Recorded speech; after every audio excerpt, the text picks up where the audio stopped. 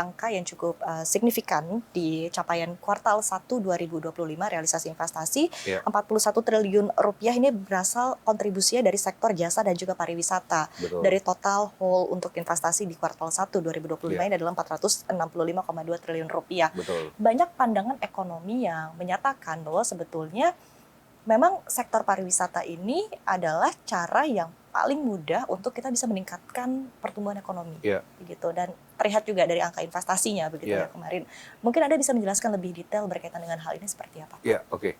Jadi angka yang Mbak sebutkan tadi bahwa memang juga dalam catatan kami dari segi realisasi investasi, sektor pariwisata ini menempatin untuk urutan kalau saya nggak salah kelima apa keenam daripada sumbangsi realisasi daripada investasi itu sendiri. Kembali lagi bahwa sebenarnya mengelola ini kan berbicara bangsa kita, berbicara Indonesia ini tidak hanya kita kaya akan sumber daya alam. Kita kaya akan sumber daya alam. Kita kaya juga dengan berbagai macam sumber daya alam yang indah, ya kan. Kita punya juga beberapa pulau-pulau atau strategik lokasi yang kalau kita dulu pernah destinasi pariwisata yang sudah ditetapkan seperti Bali, Lombok, Borobudur, kemudian Danau Toba, Sumatera Utara, dan ada juga masuk kalau kita lihat kawasan Labuan Bajo dan lain-lain. Artinya potensi-potensi sektor pariwisata ini memang juga sangat luar biasa. Nah, balik lagi, hilirisasi memang terjemahannya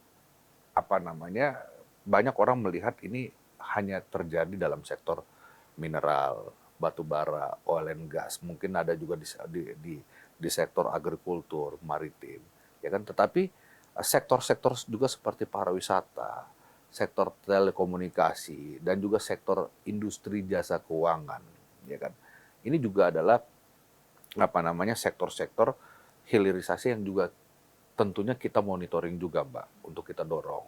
Apa kekuatan kita di situ? Yang paling pasti kekuatan kita di situ adalah satu, negara ini punya populasi masyarakat yang sangat besar, ya kan? Kita nomor 4 ke dunia. Yang kedua, dengan posisi strategi kita, dan kita juga memang punya potensi-potensi daerah-daerah wisata yang sangat luar biasa. Nah, kita kaya akan berbagai macam pulau, keindahan alam bawah laut, ya kan. Kemudian juga secara kultur, kita berbicara juga ini. Jadi potensi pariwisata ini juga uh, adalah salah satu sektor yang memang kita dorong juga dari investasi. Saya beberapa hari yang lalu baru balik dari Batam. Di sana saya meresmikan salah satu resort di salah satu pulau namanya Nirup, dan to be surprise, uh, investor itu investor dari dalam negeri, pelaku usaha sektor pariwisata di Batam, dan mereka mendevelop satu pulau, dan ini manajemennya ini bekerja sama, yang masuk itu Westin dan Marriott. Ini saya mohon maaf kalau sebut merek, tapi karena to be surprise-nya adalah untuk kelas level pengelola manajemen hotel dan resort itu berani atau mau masuk gitu loh kan. Artinya ada level of assessment yang kita lihat di situ, melihat bahwa potensi ini sangat baik, ya kan. Nah, beberapa hari yang lalu saya karena juga diundang di sana, kita sudah meresmikan lah, ya kan, pulaunya itu Pulau Niru, dan itu kita ngelihat bahwa dalam wilayah Batam, ya kan, di situ juga kita ngelihat ada faktor potensi pariwisata yang luar biasa, yang bisa menyerap destinasi pariwisata daripada misalnya pertama negara tetangga kita Singapura, karena secara wilayah ASEAN itu Singapura itu terkadang datangnya banyak para pengunjung wisata. Nanti dari situ ini kita mengharapkan ada alternatif buangan lokasi spot pariwisata yang bisa ini. Dan kita punya basis banyak pulau-pulau yang baik-baik, bagus-bagus, indah-indah.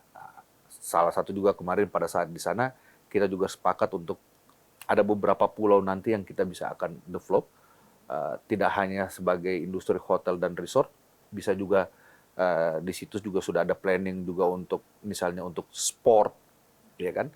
sport lautnya dan lain-lain. Kemudian juga di sana ada lokasi seperti yang di daerah Natuna, Anambas.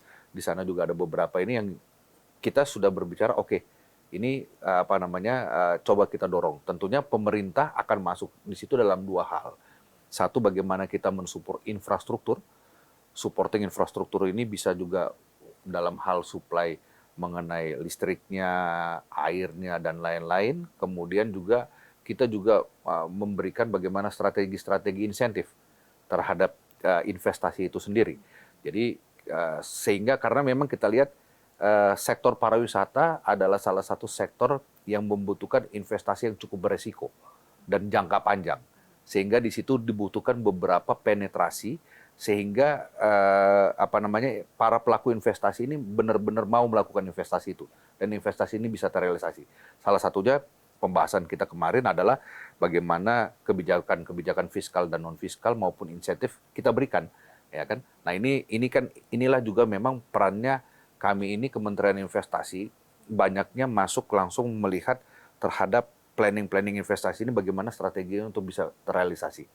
Begitu, Pak. Baik, menarik sekali Pak Todo Tuah. Ya. Dan ini juga diharapkan bisa menjadi percontohan ya untuk wilayah-wilayah Indonesia betul, lainnya betul. begitu.